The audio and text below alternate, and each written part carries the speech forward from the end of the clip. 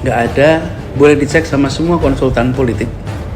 Apakah Anies punya konsultan politik? Tidak punya. Tidak punya tim konsultan, nggak ada.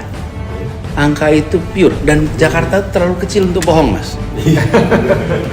Semua orang tahu siapa saya nggak pernah media buying, saya nggak pernah pasang advertisement, saya nggak pernah itu semua. Jadi angka itu adalah angka alamiah, non marketing result. Semuanya mengandalkan, ya nggak tahu tuh dari mana gitu. Jadi angka itu tuh angka yang saya nggak ada istilahnya kampanye. Dan Anies kelihatannya deket banget sama NU ya. Yang NU juga bilang, Pak Anies sih kelihatannya Muhammadiyah gitu. I'm Islam period, gitu kan kira-kiranya. Nah, tapi kan sederhananya gini, Anies adalah garis keras, gitulah kira-kira. Ya, Anies adalah ultra kanan, Anies adalah garis keras, Anies adalah Habib Rizik, Anies gitu kan, kira-kira kan, itu kan apa persepsi. Nah, saya itu dapat label itu kan habis pilkada. Sebelum pilkada kan tidak. Jadi gimana? Ya I let it go aja, nggak apa-apa, biarin aja. Kenapa? Buat apa persepsi dilawan dengan kata-kata? Saya nggak bisa menjawab persepsi dengan kata-kata. Kata dia, saya A. Masa saya bilang saya B? Nggak usah.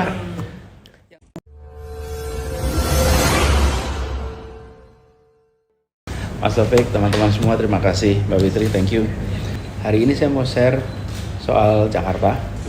Rencana apa yang sudah dikerjakan, what are things that we have accomplished of your interest itu. Terus kemudian tentu national issues dan lain-lain.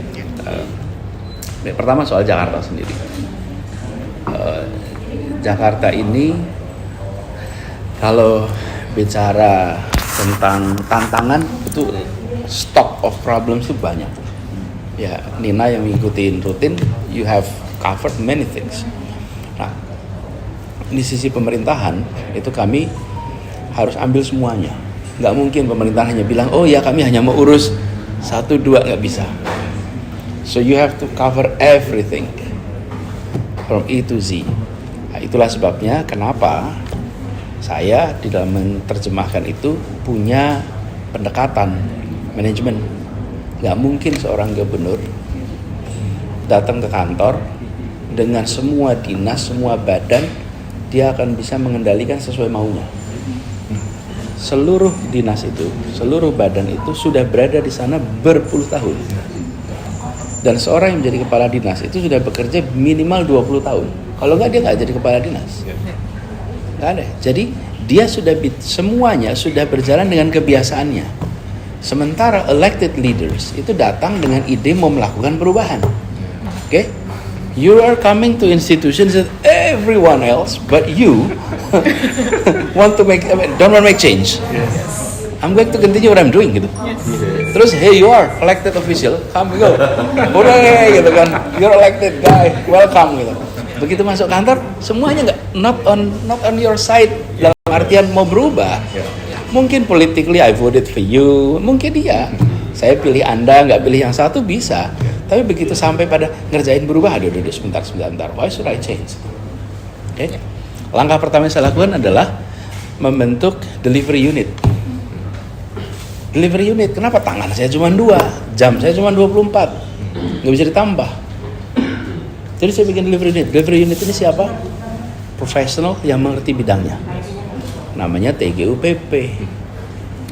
Disitulah seluruh janji itu diterjemahkan dalam bentuk program.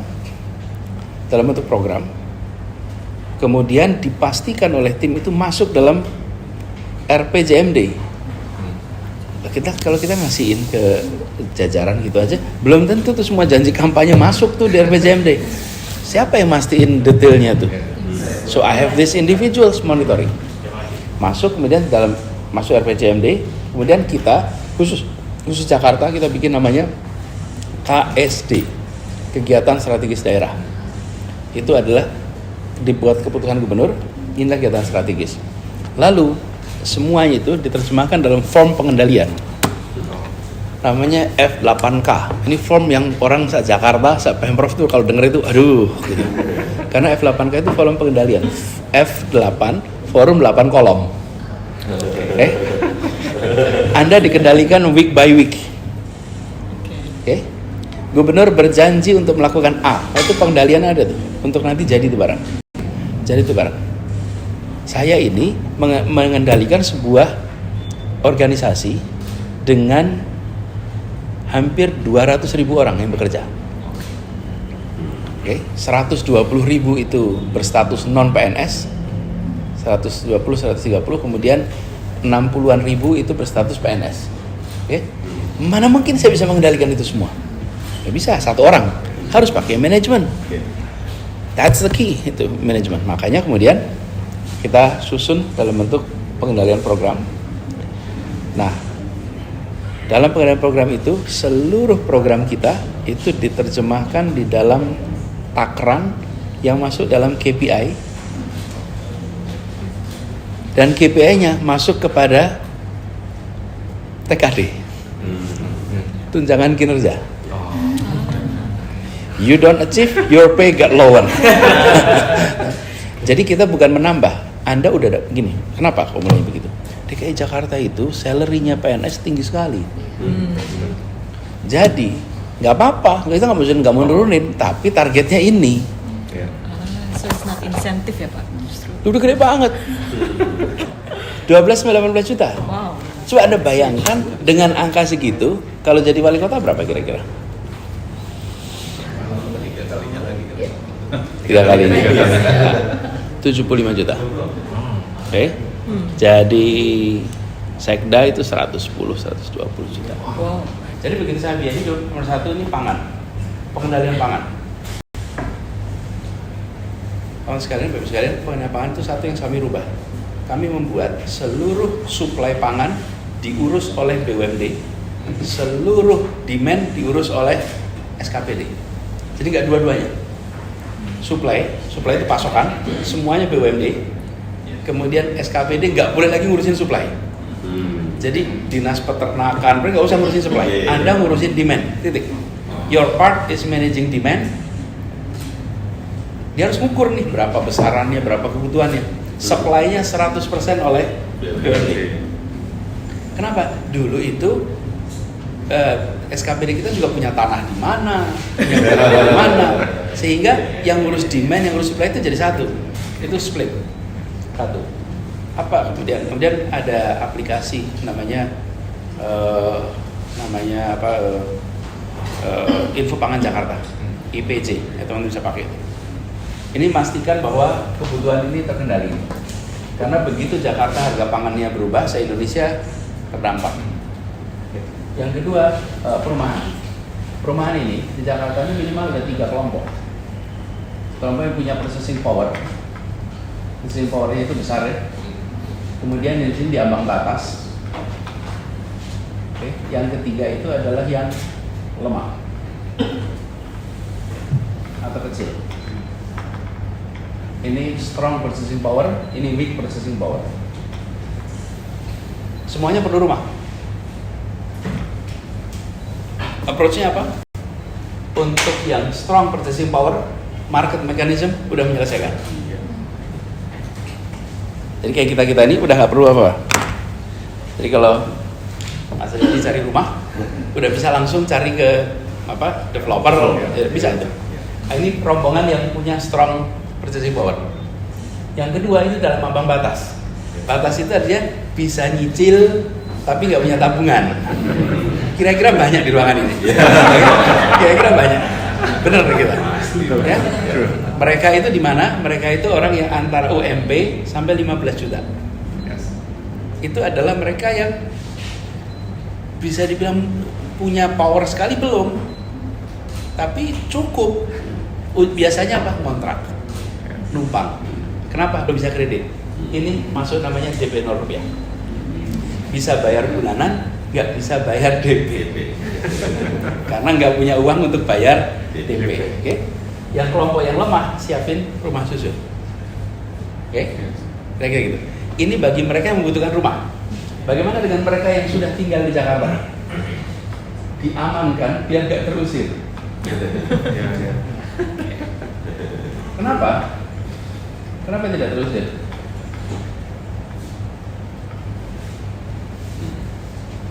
Kenapa dia harus diamankan? Ini kan bagi home seeker. Loh, saya ini gubernur ngurusin semua orang, bukan ngurusin orang yang cari rumah saja. Bagaimana dengan penduduk Jakarta? Lah fenomenanya di Jakarta pada terusir satu-satu. Kenapa terusir? Harga tanah makin mahal. Akibatnya PBB-nya mahal. Makanya saya katakan PBB itu adalah instrumen sopan untuk mengosongkan kota Jakarta dari mereka yang miskin. Itu sopan sekali cara ngosongin dengan PBB. Pernah PBB naik Jakarta 500%. Middle class silent. Middle class silent itu yang di bawah terusir. Sekarang bayangkan rumah Anda di kampung, belakang Gondang Dia, Gondang Dia, Menteng. Menteng dulu. Keren betul kan Menteng. Tapi Gondang Dia di kampung. Terus harga rumahnya berapa sebulan? Gubernur nggak boleh hanya mikirin soal yang cari rumah. Gubernur harus mikirin mereka yang di dalam sini tidak terusir Jakarta. Itu tugas gubernur, bukan tugas Anies, itu tugas gubernur. Jadi kita buatkan kebijakan ini. Pajak PBB tidak naik dan PBB kita buat masuk akal. Apa? Kita siapkan 2 miliar ke bawah, nilainya 0. Semua yang apa yang terjadi? 85% rumah di Jakarta tidak ber-PBB lagi. 85%. Kalau kita naikin itu menjadi 3 miliar, itu bisa 90% lebih. Terus mobilitas ternyata saat di Jakarta itu bisa sampai 30% dari spending itu untuk mobilitas. Nah bayangkan kalau biaya hidup itu unsur terbesarnya menjadi mobilitas, ngeri sekali bukan? Kalau untuk pangan, perumahan memang dia nikmatin langsung mobilitas itu. Nah di sini yang saya mau cerita panjang. Tapi sebelum masuk situ kesehatan dulu sebentar. Soalnya nanti kalau itu lupa ke sini. Cover sekitar 77% dari warga Jakarta tercover asuransi. Berarti yang 23% itu belum tercover. Dan 23% itu kira-kira yang paling atas atau paling bawah? Paling bawah. Jadi yang kita lakukan pertama kali 2018 adalah menjadikan ini 99% tercover. Kami nggak bisa bilang 100% karena pasti ada satu orang yang enggak, 2 orang enggak. Prakteknya ini terjadi. Jakarta adalah salah satu provinsi pertama yang universal health coverage. Dan itu artinya alokasi uang itu boleh dicek anggarannya sekitar 1,4 triliun. Keluar langsung untuk bayar ini. Sehingga semuanya Jakarta pernah. Itu 2018. Nah, sekarang saya kembali ke mobilitas. Apa yang dilakukan mobilitas? Nah, mobilitas ini yang dibutuhkan adalah perubahan mindset. Perubahan mindset bahwa kota ini memfasilitasi transportasi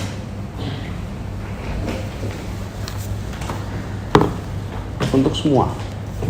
Yang terjadi adalah kami, pemerintah, selama bertahun-tahun, polisinya gini, kami bangun jalan, kendaraannya Anda pilih sendiri, dan kami akan berikan subsidi BBM-nya.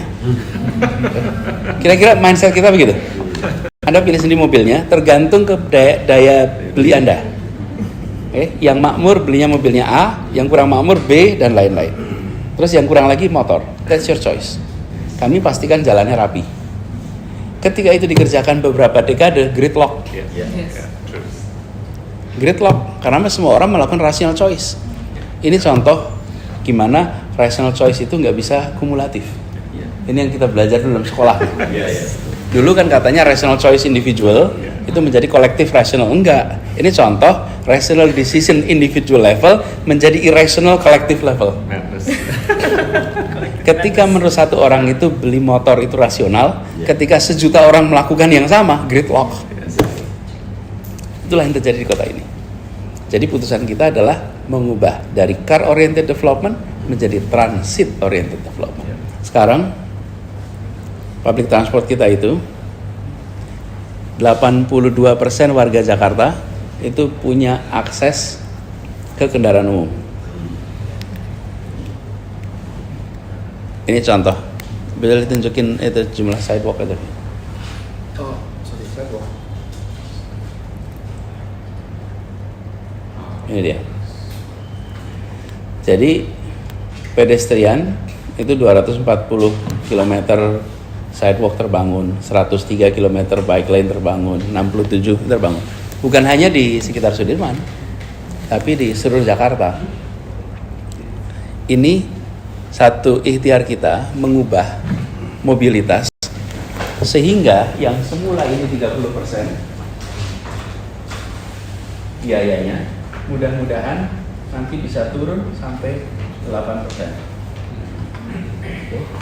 Sehingga tujuan ini biaya hidup dan mobilitas akan terpenuhi. Langkah yang kita lakukan ini inline. Jakarta itu kemudian bangun public transport untuk membantu mengurangi efek emisi rumah kaca. Kemudian kita juga punya tujuan sosiologis. Tapi sebelum masuk sosiologis saya ketemu ini dulu. Kita tunjukkan apa yang terjadi sesudah diadopsi. Yang terjadi kita bangun sebuah sistem namanya Jaklingko.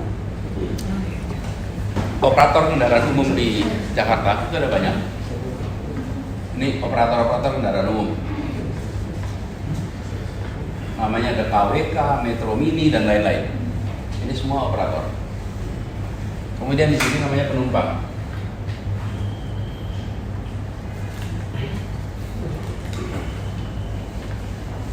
Mereka bertransaksi. Terus kami di sini pemerintah itu membuat regulasi yang mengatur agar transaksi ini terjadi. Oke?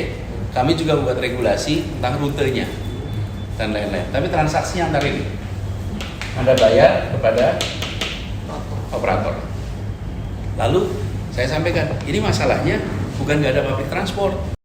Di Jakarta tuh ada public transport tapi tidak integrasi. Jadi kata kuncinya adalah integrasi. Jadi ini harus satu kesatuan supaya rutenya terintegrasi, payment sistemnya terintegrasi, manajemennya terintegrasi. Jadi operator-operator itu saya undang ke balai kota. Itu sekitar Februari 2018. Itu ya kalau boleh saya ceritakan pertemuan paling panas yang pernah saya ikutin. Panas betul. Kalau kemarin nggak panas, panas betul. Seruangan itu adalah para operator, para pemilik, para manajemen dan sebagian ibu-ibu. Ibu-ibunya luar biasa bersemangat. Jadi sangat outspoken dan mereka poinnya dua. Satu, Anda tidak fair. Pemerintah itu regulator dan market player. Anda regulator dan Anda punya perusahaan namanya TJ. Okay? Terus Anda bikin aturan yang menguntungkan Anda. Kami semua menderita gitu. Okay? Very clear. Saya bilang paham. Jadi saya rapat itu tuh kan saya bilang saya ini sekarang ini lagi mau mulai perubahan. Jadi saya Bapak Ibu sekalian saya mau ajak kita jalan sama-sama. Tapi nomor satu, saya terima kasih Anda sudah membantu memberikan public transport. Terima kasih. Dan terus mereka bilang apa? Pertama kali ada yang bilang terima kasih sama kami. Kami ini gak berani terima kasih sama negara. Terus dan itu pertemuan pertama dengan gubernur. Kemudian yang kedua, kami akan bangun sebuah sistem, kami akan ajak Anda untuk bergabung. Sistemnya seperti ini. Nah, saya jelaskan. Ini operator semuanya, Anda kan transaksi nih. Sekarang kami mau ubah. Anda tidak usah lagi bertransaksi dengan warga, tapi bertransaksi dengan kami. Oke? Kami akan bayar jasa Anda per kilometer. Penumpangnya berapapun dibayar per kilometer. Jadi Anda nggak usah khawatir. Tapi Anda harus bergabung dalam satu sistem nih. Yang kedua, buat penumpang nggak usah bayar ke sana, cukup bayar ke pemerintah aja. Oke? Anda bayar. Kemarin kita bayar 5.000, Anda bayar 5.000, Anda bisa pakai 3 jam. Kemana saja? Bisa gonta-ganti antar ini tanpa harus ada extra payment. Anda mau bergabung, let's work together. Proses menentukan tarif per kilometernya harus sepakat ini. Ada microbus, ada medium bus, ada large bus itu 6 bulan 88 kali pertemuan. Sabar. Dan dunia nggak tahu kalau itu terjadi. Itu belakang layar. Sampai akhirnya ketemu berapa unit cost per kilometer. Tapi apa yang terjadi? Sehat. Nggak usah kebut-kebutan, nggak usah ngejar setoran. Kemudian tenang, tidak ada lagi rute basah dan rute kering. Tidak ada lagi jalur yang orangnya dipindah tengah jalan. Ingat ya. Dan kemudian mereka punya kontrak dengan pemerintah. Coba cari kalau masih ada Metro Mini Jakarta sekarang. Apa yang terjadi? Mereka punya kontrak ke pemerintah, perusahaannya ganti armadanya tanpa harus kami perintahkan, ganti. Mereka juga kepengen ganti kok selama ini, cuman uangnya nggak ada. Karena itulah kenapa kampas remnya bermasalah, kampas koplernya bermasalah, karena revenue dari sini nggak cukup. Ini dihitung beneran nih biayanya. Ekosistem public transport kita jadi sehat, very healthy. Jadi kita bukan begini loh caranya. Kalau yang saya jangan kemudian Transjakarta digedein semua dimatikan. Jangan, ini dihidupkan. Justru sekarang mereka merasa sekarang kami bisa berusaha dengan baik, pemerintah membeli jasa kami. Ekosistem itu nggak mati, tapi dibuat sehat. Biayanya, nah di sini ada selisihnya nih. Delta ini, kalau bisa dibilang itu yang ngambil siapa? Yang ngambil pemerintah.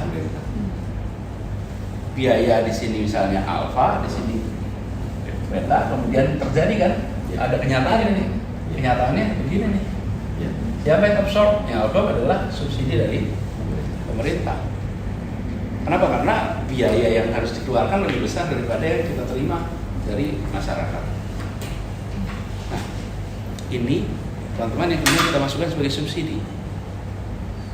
Begitu ini terjadi, terjadilah perubahan di masyarakat. Perpindahan dari kendaraan pribadi ke kendaraan umum muncul. Sayang tengah-tengah itu terjadi, muncul pandemi. Ya kan, pandemi orang nggak di kendaraan umum itu. Bayangkan dari 350.000 jadi 1 juta. Itu Ridership. Daily ya Pak ya? Daily. Jadi ada 1 orang sekarang yang naik 1 juta orang yang naik kendaraan umum. Nah, kita berharap by 2030 4 juta.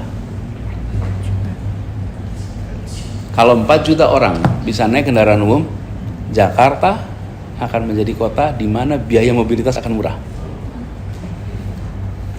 Terus kemudian kita turun ke level, ini adalah ranking kemacetan dunia. Kita sekarang itu kemacetannya, tingkat kemacetan kita lebih baik daripada Tokyo. Tokyo itu nomor 17 ya. Tokyo 17. Ini padahal Tokyo itu public transportnya sempurna. What does it tell you? You have perfect public transport, okay? Yet your congestion level is 17 in the world most congested. Artinya public transport maybe is not a substitute for congestion, okay? Tapi public transport memberikan apa? Certainty. Kalau naik public transport dari sini ke sini 34 menit, udah pasti. Okay? Jadi yang diberikan public transport adalah certainty. Sebuah kota bisnis yang modern yang diperlukan adalah facility that provide you certainty. Kenapa? Ya kalau congestion itu tergantung jumlah mobil dan panjang jalan, bukan soal ada public transport dan tidak. Has nothing to do. It's a simple logic. Saya mencoba berpikir kita harus mentarget the true unity. Dan true unity itu ketika masing-masing kita nggak menonjolkan our own identity, gimana mempersatukan? Itulah sebabnya muncul konsep. Kita ini punya 3 ruang. Ruang pertama di rumah, kemudian ruang kedua itu tempat kerja atau sekolah bagi yang belum kerja. Ini rumah. Terus ada ruang ketiga namanya public space. Ini ruang ketiga. Nah, ruang ketiga ini itu yang kami coba lihat sebagai tempat yang mempersatukan. Apa aja ruang ketiga itu? Yang paling gampang kita sebut adalah taman, mall, betul kan? Kemudian macam-macam tuh. Nah, ketika saya lihat-lihat selama ini yang banyak menyediakan ruang ketiga itu private sector. Jumlah mall di Jakarta sampai jumlahnya sebanyak itu karena itu adalah tempat ruang ketiga, bukan di rumah tapi juga bukan di, karena rumahnya sempit, kampungnya sempit, kompleksnya kecil, maka cari ruang. Nah, kalau ruang ketiga itu disediakan oleh private sector, pasti private sector itu menentukan segmennya. Saya bikin mall, saya tentukan saya mau segmen A, A minus, B, C, D, betul kan? Jadi dia bikin mall A, B, C. Teman-teman perhatikan Bundaran HI. Ada 3 mall di situ. Ya. Ya kan? Apa aja? Kiran Indonesia, Plaza Indonesia, sama Tamrin City. Ya. Yang ke Tamrin City nggak berani masuk Plaza Indonesia.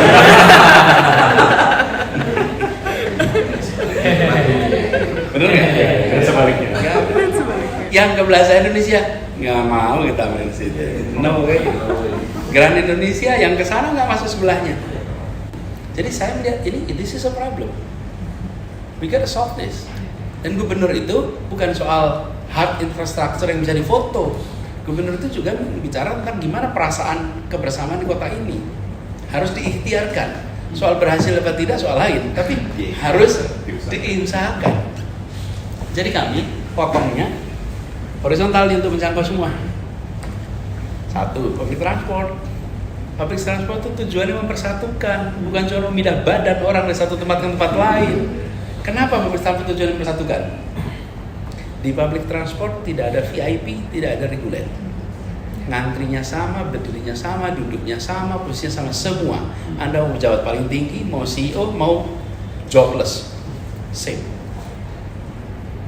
Jadi public transport tujuannya mempersatukan. Terus kedua, bikin taman yang banyak. Saya tunjukin jumlah taman kita. Taman itu dibuka banyak. Kita ini membangun ada 370 taman direvitalisasi selama 4 tahun ini. Lalu sekarang ini 91% penduduk Jakarta dalam jarak 800 meter ketemu taman. Anywhere di Jakarta. Idealnya nanti ini taman-taman kita. Jadi mindsetnya itu sama, mempersatukan, tapi nggak ngikutin paradigm lama. Karena itu gubernur nggak bicara tentang toleransi dan lain-lain. Coba, memang saya sering ngomong begitu. Enggak, bukan saya nggak peduli, cara ngedressnya beda.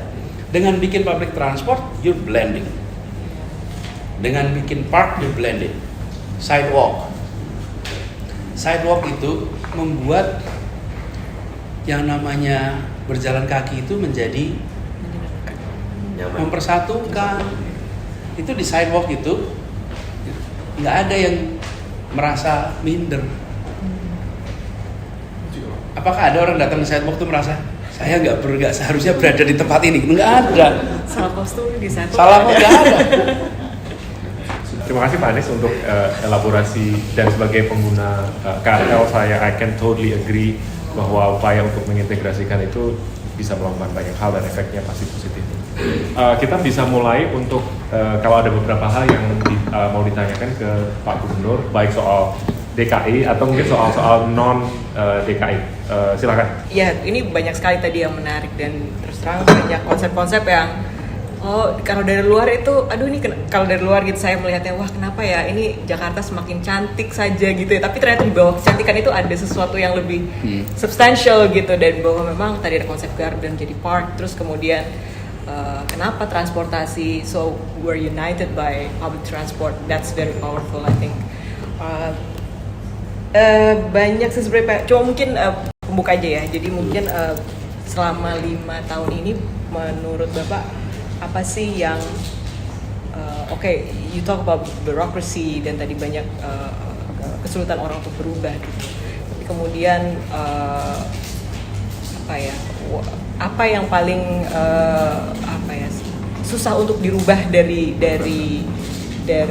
untuk transforming Jakarta to create change? What's the hardest thing? Jadi kalau bisa yang paling kompleks ya, itu bagaimana fase itu menerjemahkan jadi eksekusi. Dan kami beruntung ini dipimpin oleh namanya Pak Amin Subekti. Pak Amin Subekti itu adalah seorang akuntan by training, tapi juga dia ekonomis dulu di World Bank, pernah menjadi salah satu direktur di rekonstruksi Aceh itu, BRR. Lalu pernah menjadi direksi di PLN, Pertamina. Jadi dia punya pengalaman pemerintahan, punya pengalaman swasta. Jadi dia yang berada, kalau di kita tuh Chief of Staff. Dia Chief of Staff yang menerjemahkan ini dalam bentuk langkah detail, dan dia yang monitoring week by week. Seluruh timnya melakukan. Nah, itulah yang menurut saya kalau bisa dibilang salah satu faktor sukses. Yang kedua adalah dedicated ASN. Kita ketemu ASN DKI yang champion for change, dan kita bersyukur sekali bahwa mereka itu on the leadership. Kalau nggak akan bisa jalan. Perhubungannya Safrin yang paham sekali, yang progresif, asisten perekonomiannya yang paham, yang progresif. Jadi kita tuh sekarang tuh punya orang-orang yang very professional, sangat menguasai bidangnya, punya pengalaman dan mau belajar. Jadi itu tim yang solid. Sesudah itu soal delivery aja. Saya hanya berharap, ini kan saya selesai ini bulan depan. Saya hanya berharap bahwa namanya juga harapan, tapi haknya kan pada yang berikutnya. Berharap bahwa meritokrasi ini dipertahankan. Karena meritokrasi inilah yang membuat saya ketika masuk tidak mengganti orang-orang yang dulu dipilih oleh Pak Basuki, kecuali delivery pekerjaannya nggak jalan. Jadi saya kalau mutusin ganti orang itu 3. 1, deliver pekerjaan bermasalah. Kalau tidak bermasalah nggak diganti. Yang kedua, loyalitas pada misi. Loyalitas pada misi ini kita targetnya ini loh. Anda agree nggak target ini? Kalau melenceng, out. Yang ketiga, periodenya habis. Mungkin follow up dari Witri tadi dan Pak Anies tadi bicara soal how history will judge or remember you, Pak Anies. Tapi what will be considered as your legacy? Karena kita sekaligus untuk tema tadi bahwa ada pesan untuk the next administration, but what will be your legacy? 1, membangun ruang ketiga. Ruang ketiga itu, I think it's one of the key yang kita, istilah ruang ketiga sendiri adalah istilah yang cukup baru. Ruang ketiga. Kemudian perasaan kebersamaan, gini loh, kebersamaan itu kayak listrik soalnya. Ini listrik nyala itu nggak ada yang bilang terima kasih PLN. Kita mati ya. Iya. Coba Anda 5 tahun di Jakarta, ada tension di kota ini? Nggak ada. Cuman itu kayak listrik. Kalau listrik nyala itu nggak ada yang bilang alhamdulillah ya terang ya, alhamdulillah ya AC-nya nyala ya. Nggak ada. Nggak ada yang bilang iya ya Jakarta 5 tahun anteng ya, tenang ya, damai. Loh, itu tuh ada usaha loh di belakang itu gitu.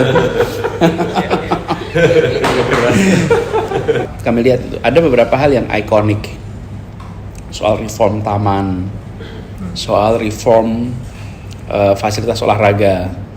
Teman-teman tahu nggak di Jakarta di 5 kota ada lapangan sepak bola dengan standar FIFA? Yang tahu cuma 1. Oh ya. JIS. Enggak, ini di tiap kota, di kampung-kampung. Ada fotonya nggak tuh? Enggak yang foto ini aja apa namanya di koran mana ada? Di koran. Jadi kita itu bangun bangun lapangan sepak bola dengan rumput FIFA, dengan standar FIFA lapangannya. Tapi untuk orang kampung dan gratis. Pernah satu ketika itu ada asosiasi dokter spesialis. Lewat seorang menteri ngontak ke saya, minta tolong boleh nggak diblok beberapa minggu karena dokter spesialis melakukan kompetisi sepak bola. Terus saya bilang, kalau dokter spesialis bisa bayar. Ini untuk rakyat yang nggak bisa bayar gitu. Harapannya apa sih? Biar anak kampung-kampung ini main sepak bola lapangan FIFA. Biarkan mereka punya mimpi bahwa saya tuh saat nanti saya bisa main tuh di FIFA. Sekarang saya main lapangan ini. Lapangan itu dipinjam first come first serve. Registration lewat online. Nah itu yang saya kepengin tuh jagain. Jangan itu jadi komersial. Jangan itu jadi komersial. Begitu komersial yang dapat atas tengah tengah atas lagi gitu. Mungkin semua orang tahu lah ya, Pak Anies ini kan satu dari mungkin sedikit yang kalau di survei paling tinggi. Dan semua juga tahu Pak Anies nggak punya partai gitu. Dan yang kita pengen tahu sebetulnya what efforts gitu ya, setelah tidak jadi gubernur gitu. Sebulan lagi. Ada ruangan nggak di Jakarta Pos? Siapa tahu bisa ngetik-ngetik gitu. Kami itu tidak punya tim komunikasi, Mas. Nggak ada, boleh dicek sama semua konsultan politik. Apakah Anies punya konsultan politik? Tidak punya. Tidak punya tim konsultan, nggak ada. Angka itu pure, dan Jakarta terlalu kecil untuk bohong, Mas. Semua orang tahu siapa saya nggak pernah media buying, saya nggak pernah pasang advertisement, saya nggak pernah itu semua. Jadi angka itu adalah angka alamiah, non marketing result. Semuanya mengandalkan ya nggak tahu tuh dari mana gitu. Jadi angka itu tuh angka yang saya nggak ada istilahnya kampanye dan lain-lain. Itu sudah setahun. Sekarang udah mau masuk ke ujung. Komitmen saya dulu adalah mengerjakan 5 tahun di Jakarta. Saya diajak Pak Prabowo jadi wakil. Saya tidak bersedia tahun 2019. Dan pada waktu itu saya sampaikan, saya kan komit di Jakarta 5 tahun. Apa yang saya harus sampaikan kepada jutaan orang yang mendukung itu? Kalau di tengah jalan saya permisi. Jadi kami coba jaga nih 5 tahun ini. Itu sebabnya saya nggak bikin tim sukses. Saya nggak bikin apa? Saya mau konsisten 5 tahun. Maka ini jangan sampai ini batal di menit-menit terakhir, Mas. Ini udah tinggal 1 bulan lagi. Tolong jangan ada pencalonan. Karena kalau sampai itu kan kayak membatalkan 5 tahun. Saya nggak mau ikut. Nanti sesudah itu baru pencalonan. Terserah. Tapi jangan sampai Oktober ini ada pencalonan. Kalau ada pencalonan kita rumit. Janjinya 5 tahun. Nah itu kita coba kerjakan. Lalu nextnya apa? Ya praktis. Kita harus tahu bahwa ini ada sesuatu yang begini, sesuatu yang kalau saya bayangkan, saya ini gimana ya analoginya? Saya ini berada di dalam posisi yang tidak saya usahakan, Mas. Saya menjadi naik survei itu bukan saya mau usahakan, Mas. Ya, tapi saya berada di posisi itu. Karena itu saya harus ambil tanggung jawab. Kalau kalau umat Islam itu di masjid itu, kalau di soft pertama itu kewajibannya ngikutin bacaan imam, Mas. Kalau nggak mau ngikutin bacaan imam, jangan di soft pertama gitu. Bener nggak, Mas Rene? Iya kan? Kalau imam batal kita siap gitu. Iya. Nah saya ini berada di soft pertamanya itu bukan karena misahin orang terus maju ke depan, kegeser kanan kiri, saya masuk ke depan, ke kanan kiri. Jadi sekarang saya posisinya bersiap. Bila ada pencalonan, maka saya akan pandang itu sebagai call for duty. I will do it. Tapi kan saya nggak punya partai nih. Jadi kalau political party, I will do it. Berarti kalau ada yang mencalonkan, Bapak ready to step up? I will ready. Dan kalau misalnya, let's say nggak ada yang mencalonkan, apakah ada aiming untuk maybe re-elected to be governor 2024 misalnya gitu? Ya, saya am open for both. Kenapa open for both? Memang saya nggak punya tanda tangan. Kan you can decide if you have the authority. I don't have the authority. Yang punya otoritas adalah mereka, partai. So jadi saya open. Cuman aneh ya, pilkadanya November 24, pilpresnya Februari. kan harusnya pertandingan itu kan dibalik gitu loh. Ya kan? Pilkada dulu. Pilkada dulu baru ini enggak gitu loh. Jadi kita ini rumit. Nggak bisa pilih. Harus pilih satu. Masuknya kan pilpres dulu baru pilkada. Iya, iya. Pak, nanti apakah berarti siap untuk jadi anggota parpol nih Pak? Iya. Kalau misalnya seperti itu yang playing field yang nanti Iya. akan required untuk Ya, sebetulnya juga dari dulu kan saya berada di wilayah aktivisme ya. Sejak di kampus juga saya banyak terlibat di dalam urusan-urusan public policy. Sekolah saya juga public policy. Ya memang public policy itu salah satunya adalah institusinya partai. Mau ikut tender tapi nggak mau punya PT, gimana tuh? Lo kalau mau ikut tender bangunan ya harus punya PT. PT-nya tersertifikasi. Bener kan?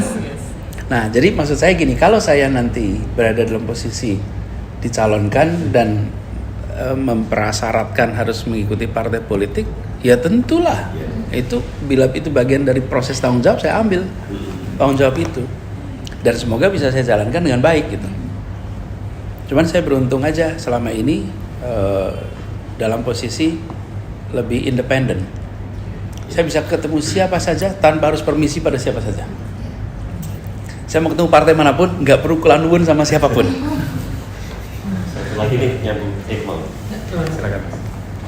Kemarin kan waktu menikahkan itu jadi viral foto putrinya yang tidak berjilbab. Jadi itu menurut saya sih sangat membantu ya dalam hal disconnect antara Anies dengan kelompok radikal. Menurut saya itu satu hal yang baik. Dan pertanyaan saya itu gini, Pak Anies ini diasosiasikan dengan Muhammadiyah. Sementara kelompok terbesar di sini kan Anies gimana tuh lihatnya? Jadi saya ini diasosiasikan dengan beda-beda mas. Tergantung Tergantung selera yang mengasosiasikan. tergantung siapa ya. Bayangkan, saya ini pernah diasosiasikan sebagai Syiah. Oh iya. Iya. Masih ingat. Musuhnya Syiah itu siapa sih? Wahabi. Saya pun diasosiasikan Wahabi. Lu kan piye itu loh. Mbok yo mengasosiasikan yang rodo nyambung gitu. Saya diasosiasikan Syiah, di waktu bersamaan diasosiasikan saya Wahabi. Inilah konsekuensi kalau you are being center dan you're not part of anything. Tergantung mau dilihat dari mana tuh. Dianggapnya nanti saya dekat sama sana. Sama. Ya Muhammadiyah juga gitu. Pak Anies kok salawatan terus acaranya. Ikut terus. Tadi malam gitu salawatan sama Pip saya. Jadi yang Muhammadiyah juga Pak Anies kelihatannya deket banget sama NU ya. Yang NU juga bilang Pak Anies sih kelihatannya Muhammadiyah gitu. I'm Islam period gitu kan kira-kiranya. Nah, tapi kan sederhananya gini, Anies adalah garis keras gitulah kira-kira ya. Anies adalah ultra kanan, Anies adalah garis keras, Anies adalah Habib Rizik, Anies gitu kan kira-kira kan itu kan apa persepsi. Nah, saya itu dapat label itu kan habis pilkada. Ya. Sebelum pilkada kan tidak. Jadi gimana? Ya I let it go aja, nggak apa-apa, biarin aja. Kenapa? Buat apa persepsi dilawan dengan kata-kata? Saya nggak bisa menjawab persepsi dengan kata-kata. Kata dia, saya A. Masa saya bilang saya B? Nggak usah. Yang saya butuhkan waktu. Karena itu I give no interviews to international media selama 3,5 tahun pertama saya tugas. Kenapa? Karena international media tahunya cuma ini. Dia nggak tahu soal transportasi, dia nggak tahu lah. Dia kalau audiensnya dia kan di luar sana. Tahunya adalah ada gubernur Kristen minoritas dikalahkan oleh umat Islam dengan foto ribuan orang itu kumpul. Terus this is the guy, kan gitu kira-kiranya. Lah terus saya mau bilang A, B, C, D, F, G, nggak usah. Apa sih konsekuensinya kalau Anies radikal? Maka dia akan mengambil kebijakan yang mencerminkan itu kan. Nah udah, saya udah jalan nih. Sekarang udah 5 tahun nih. You tell me, show me policy di mana Anies ekstrim, di mana Anies unfriendly pada minoritas, di mana Anies tidak menunjukkan sikap toleransi, di mana Anies tidak memberikan kesempatan. Kalau itu ditemukan, maka yes, your assumption is correct.